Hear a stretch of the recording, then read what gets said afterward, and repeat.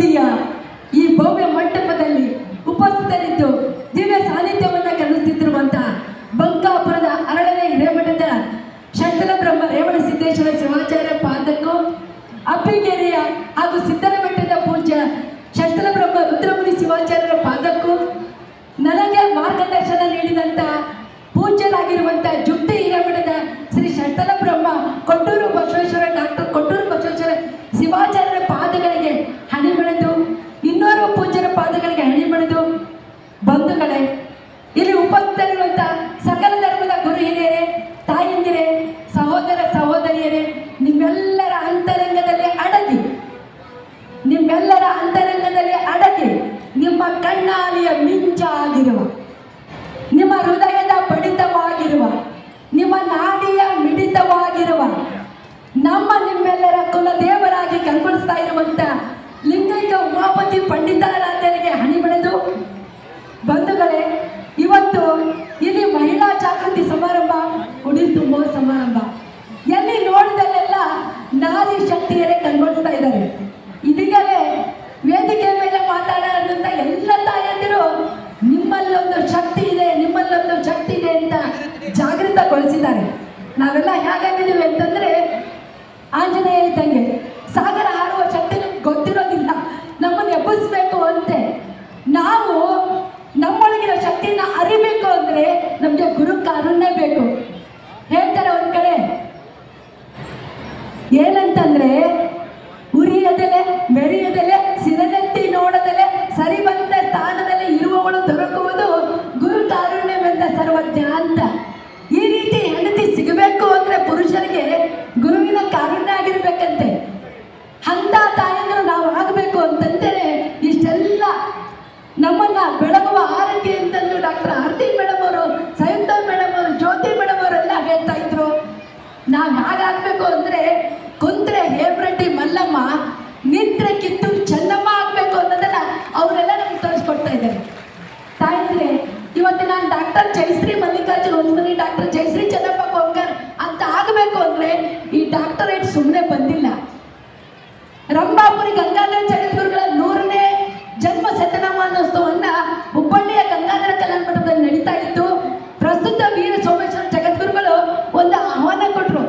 ಯಾರ ಭಗವತ್ಪಾದ ಬಗ್ಗೆ PhD ಮಾಡೋರಿದ್ರೆ ಬನ್ರಿ, ನಾವು ಸಹಕಾರ ಕೊಡ್ತೀವಿ ಅಂತ ಹೇಳ್ತಾ ಇದ್ರು. ಅಭಯಸ್ತವನ್ನ ನೀಡ್ತಾ ಇದ್ರು.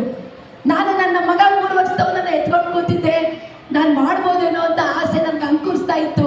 ಆದ್ರೆ ಎದ್ದು ನಿಲ್ಲುವ ಧೈರ್ಯ ಸಾಲಿಲ್ಲ.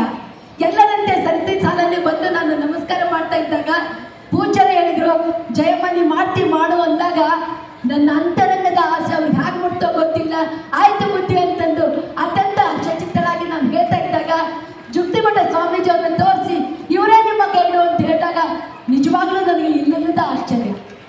ಬಹುಶಃ ಬುದ್ಧಿ ಅವ್ರಿಗೆ ನಾನು ಯಾರು ಅಂತ ಗೊತ್ತಿಲ್ಲ. ಅವರನ್ನು ನಾನು ಪ್ರಥಮವಾಗಿ ಆ ವೇದಿಕೆ ಮೇಲೆ ನೋಡಿದ್ದೆ.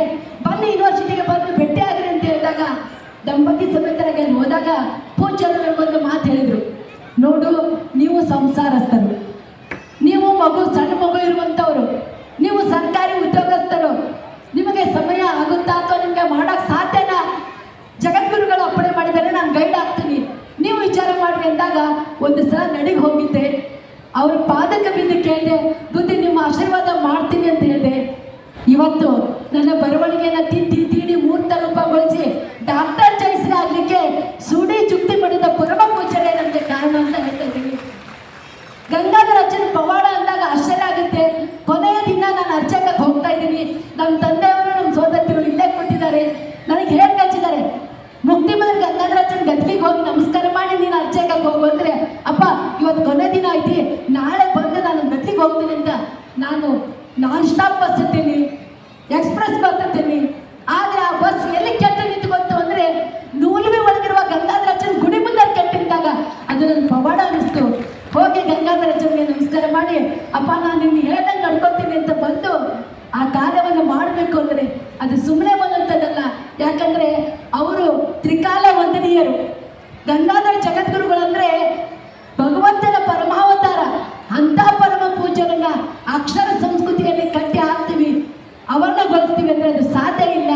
ಬಹುಶಃ ಅಳಿಲ ಸೇವೆಯಲ್ಲಿ ಕುಮಾರವ್ಯಾಸ ಹೇಳ್ತಲ್ಲ, ನಾನು ಲಿಪಿಕಾರ, ವೀರನಾರಾಯಣನ ಕರ್ತೃ ಅಂತ ಹೇಳ್ತಾರಲ್ಲ, ದೀಪಿಕಾರಳು ಎಲ್ಲ ಕಾರಣಕರ್ತರು ನಮ್ಮ ಪೂಜ್ಯ ಜುಗ್ತಿಮಠ ಸ್ವಾಮೀಜಿಯವರಂತಾನೆ ಹೇಳ್ತಾ ಇದ್ದೀನಿ. ಯಾಕಂದ್ರೆ ತಾಯಿದ್ರೆ ಯಾವಾಗಲೂ ಗುರುವಿನ ಬಲ ಬಲು ದೊಡ್ಡದು. ಹಿಂದೆ ನಮ್ಮ ಬೆನ್ನ ಹಿಂದಿನ ಬಲವಾಗಿ ಕಣ್ಣ ಮುಂದಿನ ಬೆಳಕಾಗಿ ನಿಲ್ಲುವವರೇ ನಮಗೆ ಗುರುಗಳು.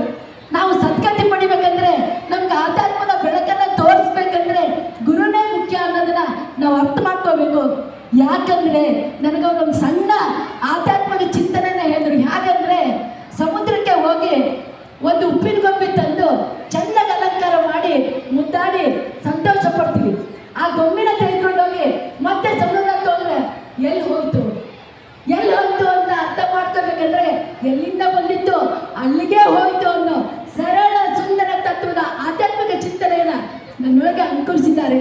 ಅವರೇ ಹೇಳಿದ ಹಾಗೆ ಹಾಲಿನ ತುಪ್ಪ ಐತಿ, ಅದು ಕಾಣೋದಿಲ್ಲ, ಇಲ್ಲ ಅಂತ ಹೇಳಕ್ ಬರೋದಿಲ್ಲ, ದಿಢೀರಂತ ತೆಗೆದು ತೋರ್ಸಕ್ ಬರೋದಿಲ್ಲ. ಹಾಗಾದ್ರೆ ತುಪ್ಪ ಬೇಕು ಅಂದ್ರೆ ಏನ್ ಮಾಡ್ಬೇಕು ಅಂದ್ರೆ ಕಾಸ್ಬೇಕು, ಹಾಕ್ಬೇಕು, ಮೊಸರು ಕಡದು ಬೆಣ್ಣೆ ತೆಗೆದು ಕಾಸಿದ ಮೇಲೆ ತುಪ್ಪ ಬರುತ್ತೆ ಅನ್ನೋದು ಎಲ್ಲರಿಗೂ ಗೊತ್ತು. ಆದ್ರೂ ಕೂಡ ಕಾಣೋದಿಲ್ಲ. ಆ ಕಾಡದೇ ಇರುವಂತ ಶಕ್ತಿಯನ್ನ ಅರಿವಾಗಿ ಮೂಡಿಸ್ಬೇಕಂದ್ರೆ ಗುರುವಿನ ಕೃಪೆ ಬೇಕು. ಯಾಕಂದ್ರೆ ಕೆಟ್ಟು ಹೋಗದೆ ಹಾಲನ್ನ ಹಾಕ್ತಿನ ಹೊರಗಿಟ್ರೆ, ಕೆಟ್ಟು ಹೋಗುತ್ತೆ ಮೊಸರನ್ನ ಹಾಕ್ತಿನ ಹೊರಗಿಟ್ರೆ, ಕೆಟ್ಟು ಹೋಗುತ್ತೆ ಬೆಣ್ಣೆನ ಹಾಕ್ತಿನ ಹೊರಗಿಟ್ರೆ, ಆದ್ರೆ ತುಪ್ಪ ಹಾಕ್ತಿನ ಹೊರಗಿಟ್ರೆ ಕೆಟ್ಟು ಹೋಗೋದಿಲ್ಲ.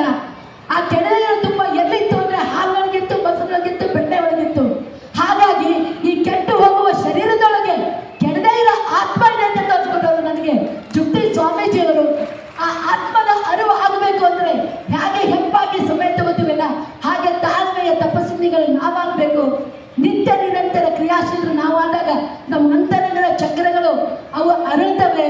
ತುರ್ಯಾತೀತ ಆನಂದವನ್ನು ನಾವು ಪಡೀಲಿಕ್ಕೆ ಸಾಧ್ಯ ಅನ್ನೋ ಅರಿವನ್ನು ನಮಗೆ ಕೊಟ್ಟರು. ಹಾಗಾಗಿ ತಾಯಿಂದರೆ ನಾವು ಈ ಎಲ್ಲ ತಾಯಿಂದರೆ ಹಾಗೆ ಹಚ್ಚ ಹಣಿಯ ಮೇಲೆ 3 ಬಟ್ಟಿನ ವಿಭೂತಿ ಇಚ್ಛೆಯ ಲಿಂಗ ಎದೆ ಮೇಲೆ ಇದ್ದರ ಕಿಚ್ಚಿನ ಕೆಣ್ಣ ತೂಗೆ ನಾವು ತಾಕತ್ತು ನಮಗೆ ಬರಬೇಕಂದ್ರೆ ನಾವು ಗುರುವಿಗೆ ಮೊದಲು ಶರಣಾಗಬೇಕು. ಯಾಕಂದ್ರೆ ನಾವು ಹಣದೇವಿ ಅಂತ ಹಣೆ ಬರ ಬರೆಯೋಕೆ ನಮ್ಗೆ ಆಗೋದಿಲ್ಲ. ಬರೆದಿರೋ ಬ್ರಹ್ಮ ಕೂಡ ಬರೆದಿರೋ ಹಣೆ ಬರನ ಅಳಕಿಸಿ ಹೊಸದನ್ನ ಬರೆಯೋಕ್ಕಾಗೋದಿಲ್ಲ. ಹಾಗಾದ್ರೆ ಬ್ರಹ್ಮ ಬರಹವನ್ನ ಅಳಕಿಸಿ ಹೊಸದನ್ನ ಯಾರಾದ್ರೂ ಬರೀತಾರಂದ್ರೆ ಅದು ಪೂಜ್ಯರ ಪಾದ ನಡೆಯುವುದೈತಿ. ಬನ್ನಿ ತಾಯಿದ್ರೆ ನಾವೆಲ್ಲ ಹಣೆ ಹಚ್ಚಿ ನಮಸ್ಕಾರ ಮಾಡಿ ನಮ್ಮ ಹಣೆ ಬರವನ್ನ ಬದಲಿಸ್ಕೊಳ್ಳೋಣ, ನಮ್ಮ ಬದುಕನ್ನ ಉತ್ತರಿಸ್ಕೊಳ್ಳೋಣ. ಹೇಗೆ ಅವರು ಶ್ರೀಗಂಧದಂತೆ ಪರಿಮಳವನ್ನ ನಾಡಿಗೆ ಕೊಡ್ತಾ ಇದ್ದಾರೆ, ಮೇಣದ ಬತ್ತಿಯಿಂದ ಕರ್ತಾ ಇದ್ದಾರೆ, ಜ್ಯೋತಿ ಅಂತ ಬೆಳಗ್ತಾ ಇದ್ದಾರೆ. ಆ ಜಂಗಮ ಜ್ಯೋತಿ ಬೆಂಕಿಯನ್ನು ಉಂಟು ಬೆಳಕಾಗ್ತಾ ಇದ್ದಾರೆ. ಆ ಬೆಳಕುಗಳು ನಮ್ಮ ಅಂತರಂಗದ ಬೆಳಕಾಗಬೇಕು ಅಂದ್ರೆ ನಾವು ಆ ಪದದಲ್ಲಿ ನಡಿಬೇಕು ಅಂತ ಹೇಳ್ತಾ, ಬಹುಶಃ ಇಲ್ಲಿ ವೇದಿಕೆ ಮೇಲೆ ಬಹಳಷ್ಟು ಪೂಜ್ಯರಿದ್ದಾರೆ. ಅವರೆಲ್ಲರ ಅಮೃತ ನುಡಿಗಳನ್ನ ನಮ್ಮ ಬದುಕಿಗೆ ನಾವು ಅಳವಡಿಸ್ಕೋಬೇಕು ಅಂದ್ರೆ ಅವುಗಳನ್ನೆಲ್ಲ ನಮ್ಮ ಅಂತರಂಗದಲ್ಲಿ ನಾವು ತುಂಬಿಕೊಳ್ಳೋಣ ಅಂತ ಹೇಳ್ತಾ, ಬಂದ ತಕ್ಷಣ ಸಂಯುಕ್ತ ಅಕ್ಕ ಒಂದು ಬಿಡಿಯಾದ ಅಪ್ಪಿಗೆಯೊಂದಿಗೆ ಸ್ವಾಗತ ಮಾಡಿ ಸಂತೋಷವನ್ನು ಉಂಟು ಮಾಡಿದ್ರು. ಯಾವತ್ತಿದ್ರೂ ಸೂಡಿ ನಮ್ಮೆಲ್ಲರಿಗೂ ತವರು ಮನೆ. ಯಾಕಂದ್ರೆ ನಮ್ಮ ಆರಾಧ್ಯ ಗುರುಗಳು ಇರುವ ಮನೆ, ಜ್ಞಾನದ ಗುರುಗಳು ನಮಗೆ ಆ ಜ್ಯೋತಿಯನ್ನು ನಮ್ಮ ಅಂತರಂಗದಲ್ಲಿ ಹಚ್ಚಿದ್ದಾರೆ. ಒಂದು ಸಣ್ಣ ಉದಾಹರಣೆ ಹೇಳ್ತೀನಿ. ದೀಪದೊಳಗೆ ಕತ್ಲು ಅನ್ನೋ ಹಾಗೆ ನಾವೆಲ್ಲ ಅಜ್ಞಾನಕ್ಕೆ ಒಳಗಾಗಿರ್ತೀವಿ. ದೀಪ ಹಚ್ತೀವಿ, ಆ ಕುಡಿ ತಗೊಂಡು ಅಲ್ಲೇ ಬರೆಸ್ತೀವಿ.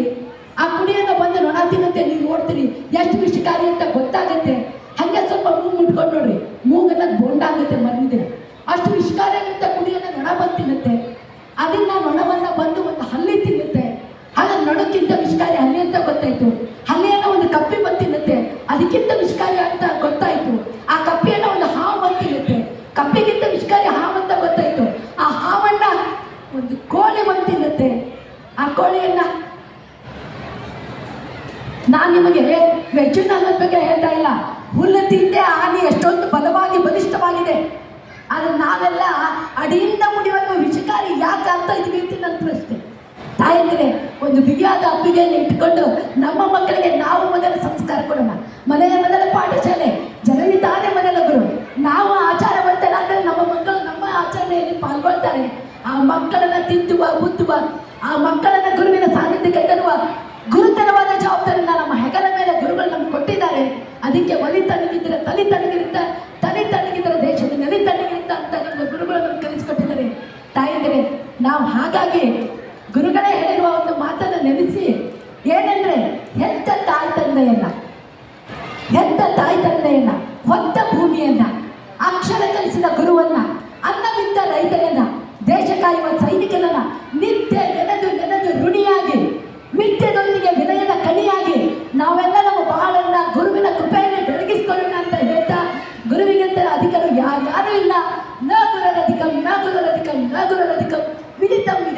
ಶಿವಶಾಸನಂ ಹೇಳುವ ವಿಚಾರ ಬಹಳಷ್ಟು ಇದೆ.